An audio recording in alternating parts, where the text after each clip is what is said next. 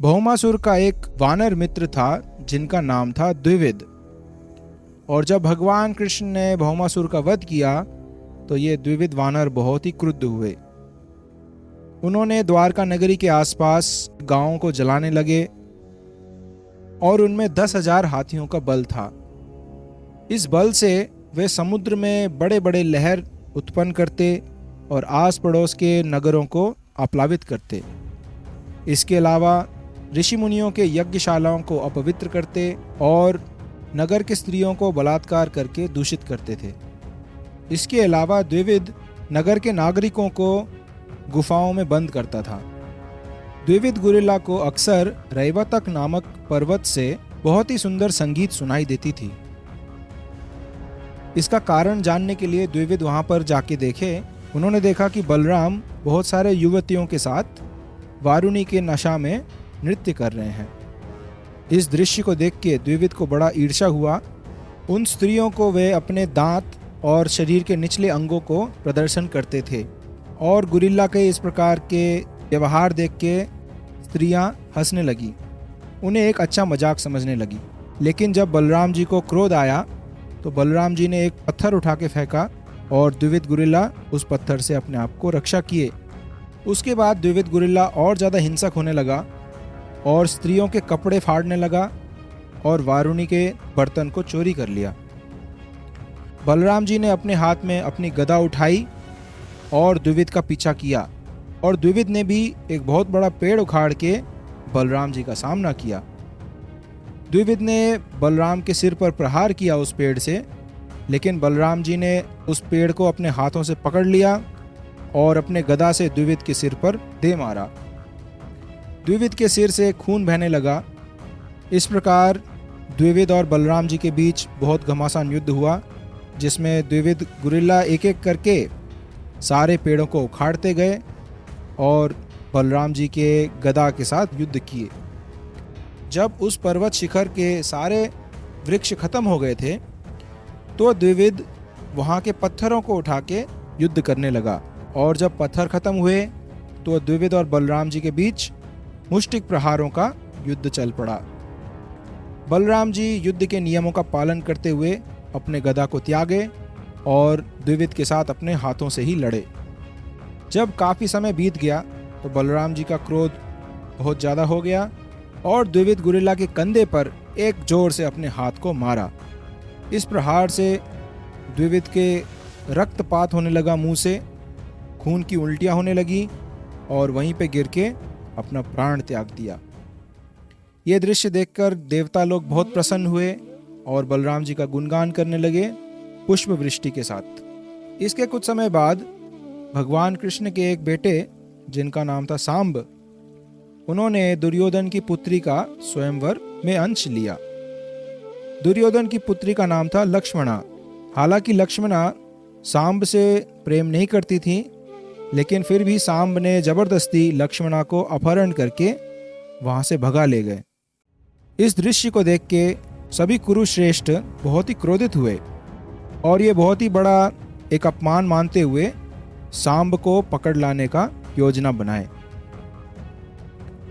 वे जानते थे कि यदि सांब को बंदी बनाएंगे तो यदु परिवार भी इसका बदला लेगा, लेकिन कुरु परिवार ने यही निष्कर्ष निकाला, यदु परिवार के मुकाबले तो हमारा कुरु राष्ट्र ज़्यादा शक्तिशाली है, इसलिए सांब को बंदी बना के पकड़ना ही चाहिए।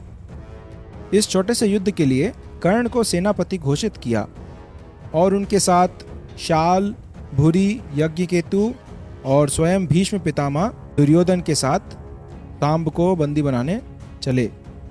पीछे से ये छोटा सेना सांब तक पहुंचा और सांब को ललकारा, अरे कायर, तुम हमारी बेटी को चोरी करके कहाँ लेके जा रहे हो? हमारा सामना करो, युद्ध करो हमसे। सांब भी बहुत साहसी था। अकेले ही वो उस सेना का सामना करने को तैयार हुए।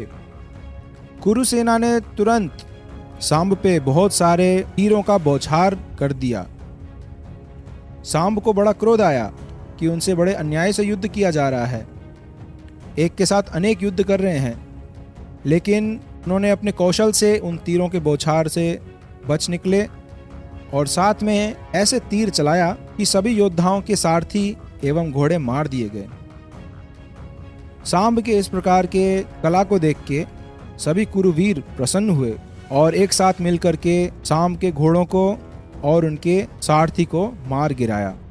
सांब के धनुष के रस्सी को भी काट दिया और उसको जमीन पे आने के लिए वश में कर दिया। इस प्रकार से सांब बंदी बनाए गए और लक्ष्मणा को बचाया गया। दोनों को वापस हस्तिनापुर लेके आए। इस घटना के बाद नारद मुनि इस खबर को यदुकुल तक पहुंचाए और कृष्ण और बलराम को बड़ा क्रोध आया ये बात सुन करके। तुरंत ही यदुसेना कुरु राष्ट्र पर आक्रमण करने को तैयार हो गया। लेकिन बलराम जी इन दोनों महान कुलों के बीच में युद्ध टालना चाहते थे और दुर्योधन भी बलराम जी के शिष्य थे, प्रिय थे। इसलिए बलराम जी ने पहले शांति का प्रस्तावना का प्रयास किया। बलराम जी कुछ चुनिंदा यदुवीरों को लेकर के और ब्राह्मणों के साथ कुरु राष्ट्र से शांति प्रस्तावना करने निकले। जब वे हस्तिनापुर के निकट पहुंचे तब उद्धव को एक दूत बनाकर हस्तिनापुर भेजा गया। बलराम जी और उनके साथ आए हुए बाकी सब नगर के बाहर ही अपना डेरा जमाए। जब उद्धव ने बलराम जी का आगमन का सूचना दिया तो धृतराष्ट्र और दुर्योधन बहुत ही प्रसन्न हुए, क्योंकि वे जानते थे कि बलराम जी दुर्योधन को बहुत प्रिय थे। बलराम जी के बहुत प्रिय थे, तो इसलिए बलराम जी का स्वागत करने के लिए धृतराष्ट्र, दुर्योधन और बाकी सब कुरुवीर नगर के बाहर आए। वे तुरंत जाके बलराम जी का बड़ा आदर सत्कार से स्वागत किए और स्वागत के सारे रीति रिवाजों के होने के बाद वे आपस में बातचीत किए। बलराम जी ने समझाया कि यदु और कुरु राष्ट्र बहुत पुराने मित्र हैं। इस युद्ध को वे टालने की इच्छा से यहाँ पर बात करने आए हैं। बलराम जी ने प्रस्तावना रखा कि आप सांब और उनकी धर्मपत्नी लक्ष्मणा को मुक्त कर दीजिए, तो ये युद्ध की कोई आवश्यकता नहीं पड़ेगी। जब कुरुवीरों ने ये बात सुनी तब उन्हें बड़ा क्रोध आया और बलराम जी को भला बुरा बोलने लगे। कुरुवीरों ने बोला कि कुरु राष्ट्र यदु राष्ट्र से काफी ज्यादा शक्तिशाली है और हमारी कृपा से ही यदु राष्ट्र आज राज सिंहासन पर कुरु वंश के समान शक्ति का लाभ उठा रहा है। हमने तुम्हें राज्य करने दिया, लेकिन आज तुम लोग हमसे बड़ा बनना चाहते हो। जिनका स्थान चरणों में है वह चढ़कर सिर पर बैठना चाहता है। ये तो ज्यादा ही हो गया। हमारा तो ये निर्णय है कि यदु राष्ट्र से हम राज्य करने का सारे अधिकार छीन लेते हैं। हमारी दया से ही यदुवंश राजा का स्तर और सम्मान प्राप्त कर पाता है, लेकिन ये तो हद हो गई है। आज से यदुवंश राजा का स्तर पे नहीं बैठेंगे, वे हमारे अधीन ही रहेंगे। ये सारा स्थिति देख करके बलराम जी का क्रोध बढ़ता ही गया और ये बोलने के बाद कुरुवीर वापस हस्तिनापुर की ओर लौट चले।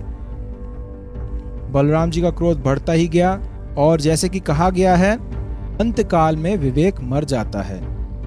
बलराम जी ने देखा कि इतना दंभ और अहंकार कुरु राष्ट्र का कि इस प्रकार से अपमानित किया जाए। शांति का प्रस्तावना लेके आए थे और इसको एक कमजोरी माना गया। लातों के भूत बातों से नहीं मानते। इस प्रकार बलराम जी का क्रोध बढ़ता ही गया और वे बोलने लगे, मैं इन मूर्ख कुरुओं को बचाने आया हूँ यदुवंश के क्रोध से।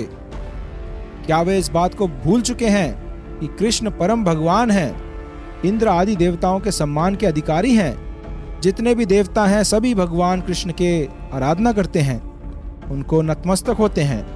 क्या हमारे शांति प्रस्तावना को इन्होंने कमजोरी मान लिया है? स्वर्ग का पारिजात फूल और सुधर्म सभा यदुवंश इस्तेमाल करती है। क्या ये सारी बातें भूल गए हैं ये कुरुवंश लोग? यहाँ तक कि ब्रह्मा जी और शिव जी भी भगवान कृष्ण के नतमस्तक होते हैं। इन कुरुओं का इतना दुस्साहस कि हमारा इस प्रकार से अपमान करें। बलराम जी का क्रोध बढ़ता ही गया और वे अपने हल को उठाए और जोर से जमीन पर दे मारा। इस प्रकार वे हस्तिनापुर को गंगा जी की ओर खींचने लगे, जो कि निकट ही बह रही थी। आज की जो यमुना है, पहले के समय में उसी को गंगा के नाम से जाना जाता था। आज भी दिल्ली शहर में यमुना जी बहती हैं, वही नदी 5000 साल पहले गंगा जी के नाम से जानी जाती थी। तो उस गंगा नदी में बलराम जी हस्तिनापुर को खींचने लगे अपने हल से। उधर हस्तिनापुर में बहुत जोर से भूकंप आया और पूरा नगर हिलने लगा। सभी को समझ में आया कि बलराम जी के हल के कारण ही इस प्रकार का भूकंप आ खड़ा हुआ है। और सभी कुरुवीर जो हैं दौड़े दौड़े वापस बलराम जी के पास आए और सामने सांब और लक्ष्मणा को रखते हुए बलराम जी को भेंट प्रस्तुत किए। उन्होंने बलराम जी के पैर पड़े और उनसे माफी मांगे। बलराम जी का गुणगान भी किया, आप तो परम भगवान हैं और आप ही की इच्छा से सब कुछ होता है। जब भीष्म, अर्जुन और दुर्योधन इस प्रकार के गुणगान कर रहे थे बलराम जी का, तब बलराम जी का गुस्सा कुछ ठंडा हुआ, वे वापस शांत हो गए। तो ये तो आम बात है, दूल्हा और दुल्हन के परिवार के बीच शादी से पहले इस प्रकार के कुछ हंसी मजाक के पल होते हैं। और इसी भावना से कुरु राष्ट्र ने बलराम जी के साथ इस प्रकार की हंसी मजाक की। सभी लोग प्रसन्न हुए और सांब और लक्ष्मणा को बलराम जी को सौंपा गया। उनकी तत्काल ही वहीं पर विवाह समारोह रचाया गया और कुरु राष्ट्र ने एक बहुत ही बड़ी दहेज बलराम जी को सौंप दिया। बलराम जी सभी घटनाओं से बहुत प्रसन्न हुए और वापस द्वारका लौट के आए। नारद मुनि द्वारका नगरी का भ्रमण करना चाहते थे और भगवान कृष्ण के अलग अलग लीलाओं का दर्शन करना चाहते थे। तो एक एक करके भगवान के 16,000 महलों में दर्शन करने गए। जब रुक्मिणी के महल में प्रवेश किए तो भगवान कृष्ण बड़े आदर पूर्वक नारद जी को अपने ही सिंहासन पर बिठाए और नारद जी के चरणों में नतमस्तक हुए और नारद मुनि के चरणों को धोए। नारद मुनि के चरण धोने के बाद नारद मुनि से बड़े विनम्रता से प्रस्ताव किए कि मैं आपकी क्या सेवा कर सकता हूँ, आपको कैसे मैं प्रसन्न कर सकता हूँ। इस प्रकार का आचरण भगवान कृष्ण ने इसीलिए किया ताकि एक गृहस्थ को शिक्षा दे सकें किस प्रकार से साधु संतों का स्वागत एवं सत्कार किया जाए। नारद मुनि मौन रहे और इस बात को अच्छे से समझे कि भगवान कृष्ण इसीलिए कर रहे हैं ताकि समाज को शिक्षा दे सकें। जब भगवान कृष्ण ने नारद से प्रस्ताव किया कि आपकी क्या सेवा करूं, तो नारद मुनि ने यही वरदान मांगा कि आप कृपया मुझे ऐसी आशीर्वाद दें कि मैं आपके चरण कमलों को कभी ना भूल पाऊं।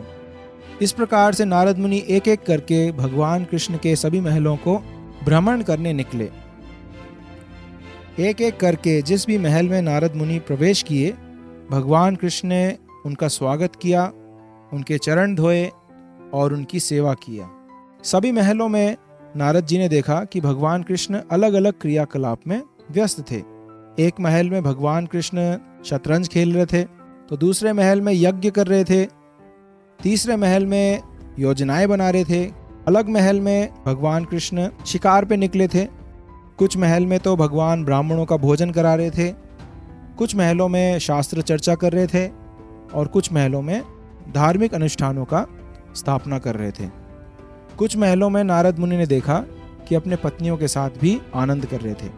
कुछ महलों में भगवान कृष्ण अपने बच्चों के साथ खेल रहे थे, तो कुछ महलों में अपने पुत्रियों का और पुत्रों का विवाह करा रहे थे। इस प्रकार से भगवान कृष्ण ने समाज को एक आदर्श गृहस्थ होने के सारे कर्तव्य दिखाए। नारद मुनि भगवान कृष्ण का गुणगान करने लगे कि भगवान कृष्ण किस प्रकार समाज को दिशा दिखाने के लिए हमेशा कर्म में रत रहते हैं, और नारद पर इतनी कृपा किए कि ये सब लीलाओं का भी दर्शन हो पाया। तो भगवान कृष्ण ने नारद को जवाब दिया कि नारद, मेरे इन सभी लीलाओं से आप मोहित मत होना। मैं ये सारे कार्य इसीलिए कर रहा हूँ कि समाज को दिशा दिखा सकूं। मैं इन कार्यों के अधीन नहीं हूँ, मैं केवल एक आदर्श स्थापित करने के लिए ये सारे कार्य निभा रहा हूँ।